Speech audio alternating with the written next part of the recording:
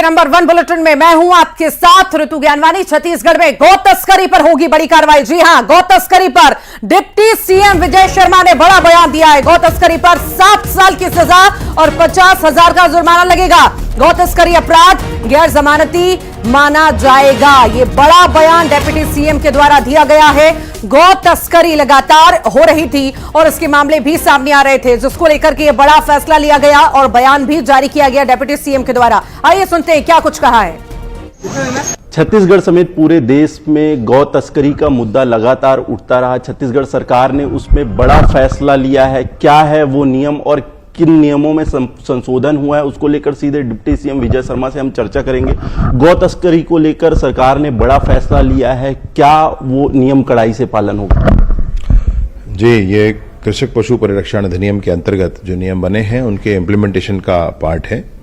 यहाँ पर अब ये होगा कि अगर अवैध परिवहन करते हुए कोई पकड़ा जाता है तो उसको 7 साल की सजा, 50,000 रुपया जुर्माना, बर्डन ऑफ प्रूफ वो उसी के ऊपर होगा, जो अपराधी है या जो अभियुक्त है उसके ऊपर ही होगा।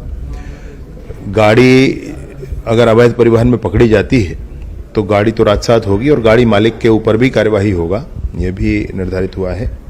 साथ ही साथ अब जब गाड़ी है जो परिवहन करते हुए ले जा रही है तो उसको एक अधिकारी, जो उचित अधिकारी है, उसकी अनुज्ञा पत्र उसके पास होनी चाहिए और अगर ऐसी नहीं है अवैध माना जाएगा। गाड़ी में एक फ्लैग्स, एक बैनर, ऐसा इंडिकेटर अलग से लगा होना चाहिए, इसकी भी बात कही गई है। इसको भी इम्प्लीमेंट किया जाएगा और इन सारी बातें इम्प्लीमेंट हो नीचे जिले लेवल पर, उसके लिए पुलिस के एक राजपत्रित अधिकारी स्तर के अधिकारी को जिला में इस विषय के लिए नोडल अधिकारी नियुक्त किया जा रहा है। तो वो नोडल अधिकारी के पते और उनका पूरा डिटेल सभी जगह, सभी सार्वजनिक स्थानों में डिस्ट्रीब्यूट किया। तो वहीं छत्तीसगढ़ में गौ तस्करी रोकने को लेकर नया कानून बनाने पर कांग्रेस का बयान सामने आया। कांग्रेस प्रवक्ता का कहना है कि गौ तस्करी पर लगाम लगाना अच्छी बात है। सुनिए आप भी। गौ तस्करी रोकने के लिए जो कानून बनाया गया है, निश्चित तौर पर उसे तस्करी की घटना रुकेगी और आए दिन सड़कों पर होने वाले मारपीट, गुंडागर्दी, मामूली घटना पर पूर्ण विराम लगेगा। सरकार को पशुधन के संरक्षण की दिशा में भी काम करना चाहिए। तो लगातार गौ तस्करी के मामले सामने आ रहे हैं और हमने भी देखा, खूब इस पर सियासत हुई कि आखिर इस पर लगाम कैसे लगाई जाए। पर अब नया कानून जो आने जा रहा है उसमें कई सारी चीजें निकल करके सामने आई हैं कि सजा तो लंबी होगी, साथ ही साथ जुर्माना भी भरना पड़ेगा। अब कांग्रेस को भी आपने सुना कि उनका भी कहना है अच्छी बात है, कानून बनाया गया है, पर इसे अमल में लाना कितना बड़ा काम होगा, कितनी बड़ी चुनौती होगी, यही बहुत बड़ी बात है। ज्यादा जानकारी लेंगे, सहयोगी आकाश शुक्ला हमारे साथ जुड़ गए हैं। आकाश, नया कानून और नए कानून के तहत जुर्माना भी बढ़ा, साथ ही साथ सजा भी बढ़ी। अब ये जो नया कानून आया है, कब से ये इसकी शुरुआत होगी, लागू होगा और किस रणनीति के तहत अब सरकार आगे बढ़ेगी?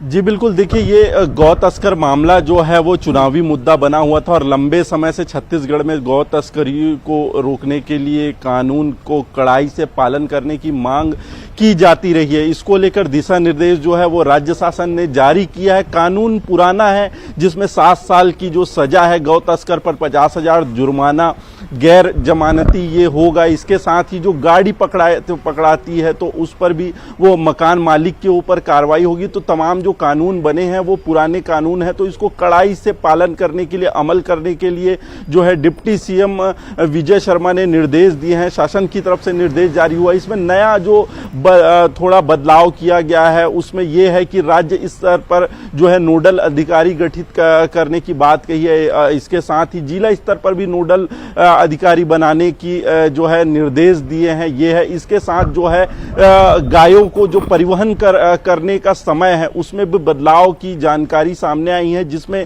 डिप्टी सीएम विजय शर्मा ने कहा है कि जो सुबह से एक शाम तक का एक वक्त निर्धारित किया जाएगा जिसमें प्रक्रिया के तहत जो है गायों का परिवहन किया जा सकेगा और उसमें गाड़ी में जो है वो विशेष तौर पर फ्लैग लगेगा। इसको लेकर निगरानी की बात भी की गई है, किस रूट से गायों को ले जाया जाता है, इसको लेकर भी पूरी जानकारी मंगाई गई है ताकि जो गौ तस्करी होता है उस पर भी उन पर जो है कार्रवाई की जा सके। इसके साथ ही गौ तस्कर से जुड़े पुराने जो मामले हैं उसके भी निपटान के लिए समय सीमा निर्धारित की गई है। जल्द से जल्द प्रकरणों को निपटाए जाने की बात कही है। साथ ही निर्देश जो शासन की तरफ से जारी हुआ है उसमें यह भी कहा गया है कि गौ तस्करी के जो मामले सामने आते हैं तो उसको उस पर भी जल्द से जल्द कार्रवाई हो। सिर्फ गौ तस्करी पर ही ध्यान नहीं बल्कि गौठानों पर भी ध्यान देना बहुत ज्यादा जरूरी है। हालात हम देखते हैं क्या बने हुए हैं, बड़ी संख्या में गाय बीमार होती है, कभी मृत अवस्था में मिलती है, उनका ध्यान नहीं रखा जाता, खान पान समय पर नहीं मिलता है। ऐसी तमाम अव्यवस्थाएं निकल करके लंबे वक्त से सामने आ रही हैं। तो तस्करी पर तो रोक लगे ही लगे, साथ ही यहां पर भी ध्यान देना बहुत ज्यादा जरूरी है।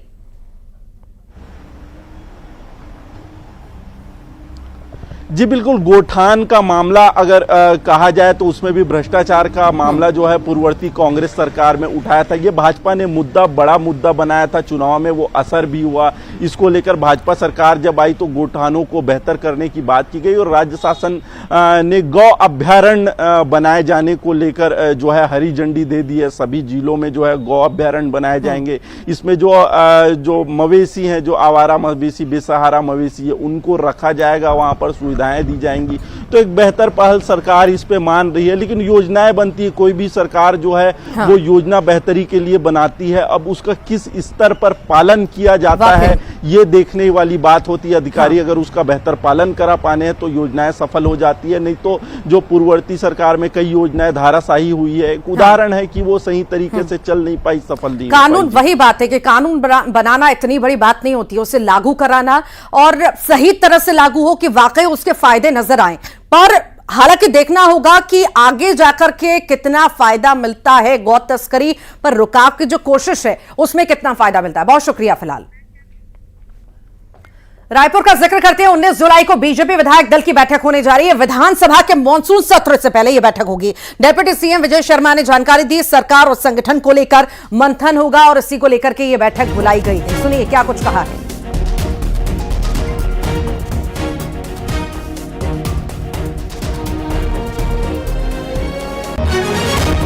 तो 19 जुलाई को बीजेपी विधायक दल की बैठक बेहद खास इसे माना जा सकता है, क्योंकि विधानसभा के मॉनसून सत्र से पहले यह बैठक हो रही है। आखिर किस रणनीति के तहत जाना है सदन में और विपक्ष के जवाबों का सवाल भी किस तरह देना है, इस पर भी रणनीति बनेगी। डिप्टी सीएम विजय शर्मा ने भी यही कहा कि इन सभी रणनीतियों पर काम होगा, साथ ही साथ किस तरह जवाब देना है विपक्ष को, उस पर भी हम चर्चा करेंगे। सीजीपीएससी मामले में सीबीआई की जांच अब तेज हो गई है। जल्द ही सीबीआई की टीम आरोपियों से पूछताछ कर सकती है। बता दें, छापेमारी के दौरान सीबीआई को तत्कालीन अध्यक्ष और सचिव के ठिकानों से कई अहम जानकारी मिली। भिलाई और रायपुर में छापेमारी के दौरान कई अहम जानकारियां मिली, जिसके बाद अब सीबीआई आरोपियों से पूछताछ की तैयारी में है।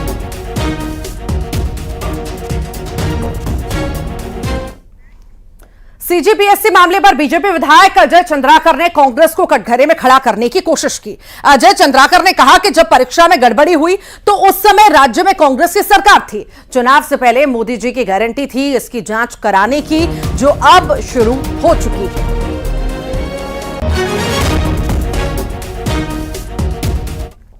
की गारंटी थी कि पीएससी की गड़बड़ी की हम जांच कराएंगे।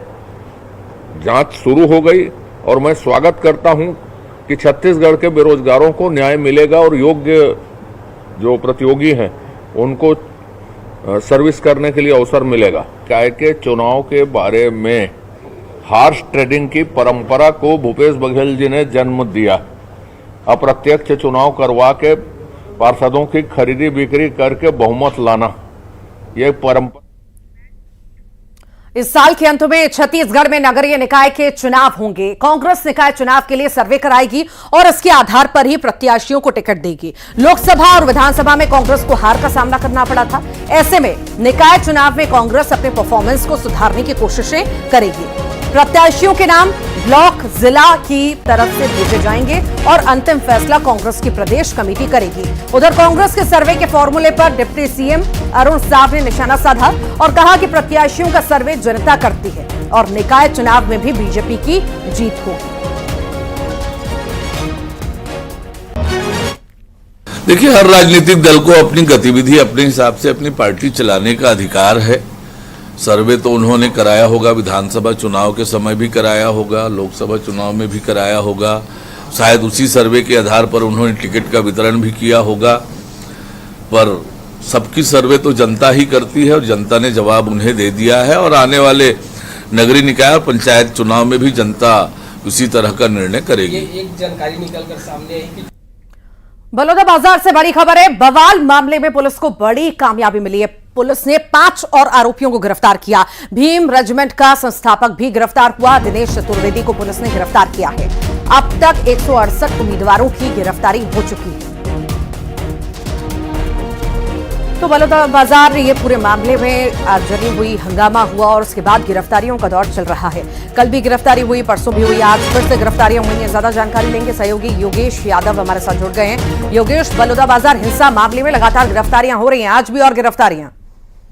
जी बिल्कुल, लगातार बलौदाबाजार हिंसा मामले में गिरफ्तारी हो रही है। आज भी लगभग इस पूरे मामले में 5 आरोपियों को गिरफ्तार किया गया है, जिसमें भीम रेजिमेंट के छत्तीसगढ़ के जो संस्थापक है, प्रदेश अध्यक्ष दिनेश चतुर्वेदी, उनकी भी गिरफ्तारी है। क्योंकि बीते दिनों न्यूज 18 ने खबर चलाई थी कि इन्होंने सीजीएम कोर्ट में सरेंडर किया था और आज उनकी गिरफ्तारी हो चुकी है। क्योंकि 20 तारीख तक इन्होंने न्यायिक रिमांड के लिए मांगा था और पुलिस को 18 तारीख तक लेकर 18 जुलाई को रिमांड मिली थी न्यायालय से और आज इनकी गिरफ्तारी हुई है। इसके साथ ही अन्य 3 आरोपियों की गिरफ्तारी हुई है। लिहाजा इस पूरे मामले पर 168 आरोपियों की गिरफ्तारी इसमें हुई है। वहीं सीसीटीवी फुटेज और वीडियो के आधार पर पुलिस पूरी खंगार रही है कि आखिर कौन कौन इसमें शामिल थे। क्योंकि 10 जून को जो घटना हुई थी उसको लेकर लगातार पुलिस की कार्रवाई जारी है और सीसीटीवी फुटेज के आधार पुलिस आरोपी की पतासाजी कर रही है। ठीक, बहुत बहुत शुक्रिया योगेश। और चलिए आगे बढ़ते हैं, जशपुर का जिक्र करते हैं। साइबर फ्रॉड में पुलिस की बड़ी कार्रवाई यहां पर देखने को मिली। पुलिस ने 4 अंतर्राज्यीय ठगों को गिरफ्तार किया। झारखंड के जामताड़ा से लाकर गिरफ्तार किया। आरोपियों के खिलाफ छत्तीसगढ़ में 321 मामले दर्ज हैं। छत्तीसगढ़ में करोड़ों की ठगी के आरोप भी इन पर हैं और ये बड़ी सफलता मानी जा सकती है। 4 अंतर्राज्यीय तस्करों को गिरफ्तार किया गया है। साइबर फ्रॉड मामले में पुलिस का यह बड़ा एक्शन देखने को मिला। ये प्रार्थिया को इन लोगों ने साइबर ठगी किया था और स्पीड पोस्ट से सामान मंगाने के नाम पर उनका नंबर लेकर कहीं से और एक लिंक भेजा और उस लिंक को जैसे उसने ओपन किया उसके साथ 49,000 रुपये की ठगी हो गई थी। और इनके खिलाफ में 419, 420, 467, 68, 471 और आईटी एक्ट की विभिन्न धाराओं में इनके खिलाफ मामला पंजीबद्ध किया गया था। हम लोगों ने केस की समीक्षा के दौरान जब इस केस को देखा तो जामताड़ा में हमारी टीम गई, वहां से प्रोडक्शन वारंट पे इन 4 आरोपियों को पकड़ के लाया गया। और जब हमने पुलिस हेडक्वार्टर के हमारे जो साइबर सेल है वहां से पता किया तो पूरे प्रदेश में इनके खिलाफ 321 शिकायतें हैं, जिसमें कई में FIR दर्ज है और इन्हें न्यायिक रिमांड पर भेजा गया है। तो साइबर फ्रॉड की लगातार शिकायतें मिल रही थी और ये साइबर फ्रॉड कर भी रहे थे आरोपी जिनकी गिरफ्तारी हुई है। पुलिस ने टीम बनाई और उसके बाद इन 4 अंतर्राज्यीय ठगों की गिरफ्तारी अब हुई है और कई बड़े खुलासे भी इनसे हो सकते हैं क्योंकि 300 से ज्यादा मामले इन लोगों पर दर्ज भी हैं। अब जब गिरफ्तारी हुई है तो इनसे पूछताछ होगी कड़ाई से और भी गिरोह में कौन कौन शामिल है, कितनी ये फ्रॉड कितने कर चुके हैं, कहां पर फ्रॉड कर चुके हैं, कितना बड़ा गैंग इनका है, कहां से आखिर ये सब सीखते थे, ये तमाम वो पहलू होंगे जिन पर अभी पूछताछ इन सभी से होगी। पर बड़ी सफलता मानी जा सकती है प्रशासन की। प्रशासन ने बड़ी कार्रवाई को अंजाम दिया और अब इन 4 अंतर्राज्यीय आरोपियों की फ्रॉड्स की गिरफ्तारी हुई।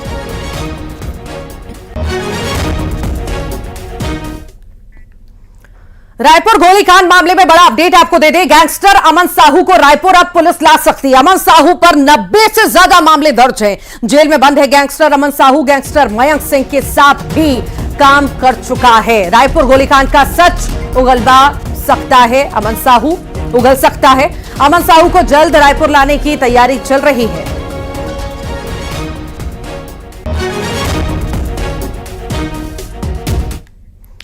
क्या सती प्रथा आज भी कहीं चल रही है? आपका जवाब होगा नहीं, लेकिन रायगढ़ के चक्रधर नगर में ऐसा ही दावा हो रहा है, जहां बताया गया कि पति की मौत के बाद पत्नी ने भी चिता में कूदकर जान दे दी। देखिए।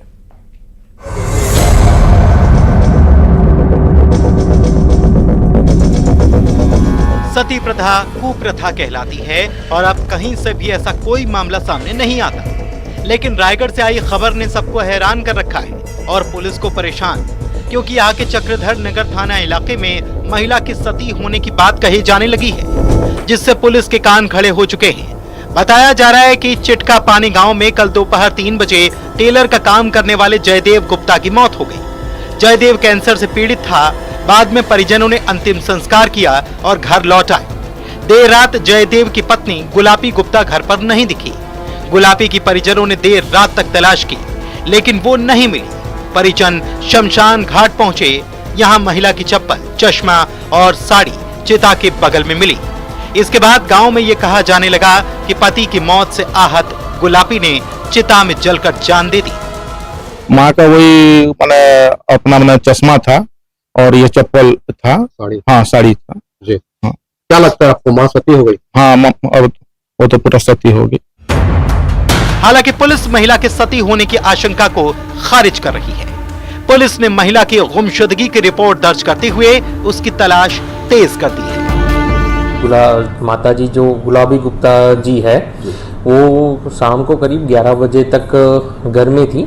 शाम को 11 बजे के बाद वो कहीं चली गई है और परिवार को अंदेशा है कि कहीं उनकी जलकर मृत्यु हुई है क्या। इस संबंध में हमारे द्वारा जांच की जा रही है। अब सच क्या है? क्या सचमुच महिला ने चिता में कूदकर जान दी? अगर ऐसा है तो चिता की अस्थियों से मामले का खुलासा होना बिल्कुल मुश्किल नहीं। लेकिन पुलिस की जो थ्योरी है, अगर उस पर गौर किया जाए तो सवाल उठता है कि अगर महिला कहीं चली गई तो आखिर क्यों और कहां गई? फिलहाल तो गांव में महिला के सती हो जाने की चर्चा तेजी से हो रही है। Bureau report, news 18 Raigarh. Jagdalpur का जिक्र करेंगे। युवक ने खुदकुशी कर ली है, शहीद स्मारक के पास फांसी लगा ली। सीसीटीवी में यह वारदात भी कैद हुई। आमागुड़ा क्षेत्र की घटना है। तफ्तीश में पुलिस जुटी हुई है। आखिर किन्हीं कारणों से मौत को गले युवक के द्वारा लगाया गया, ये जांच पड़ताल का विषय है। आसपास के लोगों से, परिजनों से अब पूछताछ हो रही है।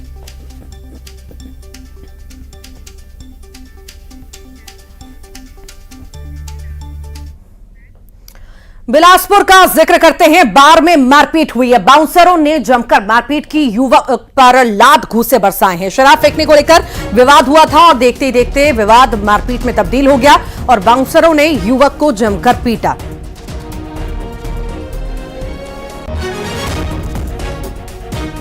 जमकर लात घूंसे बरसाए गए। बिलासपुर का जिक्र हम कर रहे हैं। बार में फिर से मारपीट की तस्वीर सामने आई है, जहां पर बाउंसरों ने युवक पर हमला कर दिया, लात घूंसे बरसाए।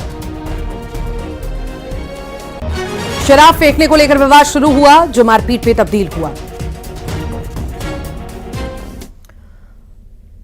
धमतरी में रेत की अवैध डंपिंग पर एक्शन। एसडीएम ने 20 ट्रक अवैध रेत की जब्त है। बता दें, मुजगहन के डंपिंग सेंटर से इसकी जब्ती हुई है। महाराष्ट्र के कई ट्रक भी पकड़े गए। किसी भी ट्रक के पास वैध दस्तावेज नहीं पाए गए।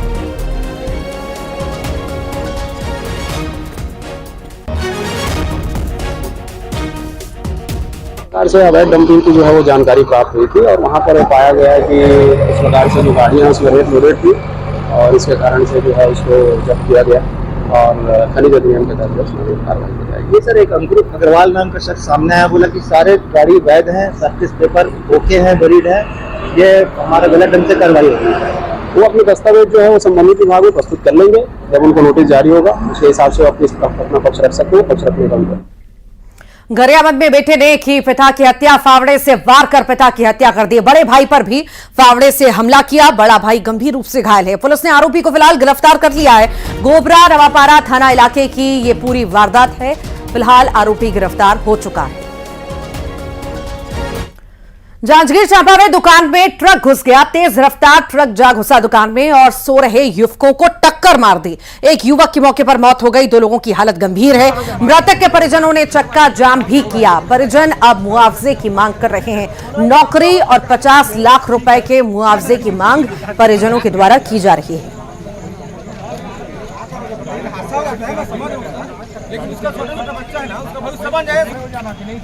हमारे क्षेत्र में सुबह एक रोड एक्सीडेंट में एक व्यक्ति की मौत हो गई है। मृतक जो है वो डेली बेसिस पे सीपत एनटीपीसी में एक ठेकेदार के अंडर में काम करता था, जिसमें वहाँ ग्रामीणों के द्वारा मुआवजे की मांग को लेकर मार्ग बाधित किया गया। प्रशासन और पुलिस के अधिकारी घटनास्थल पर मौजूद हैं, उनको लगातार समझाइश दे रहे हैं। राजधानी रायपुर की सड़कों में मवेशियों का झुंड की समस्या लगातार बनी हुई है और इससे कई बार हादसे भी हो चुके हैं।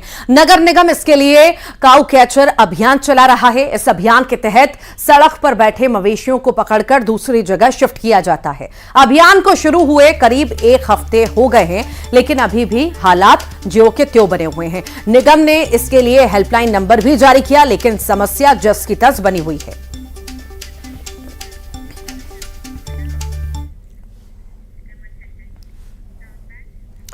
और आइए अब देखेंगे खबरों का 2020।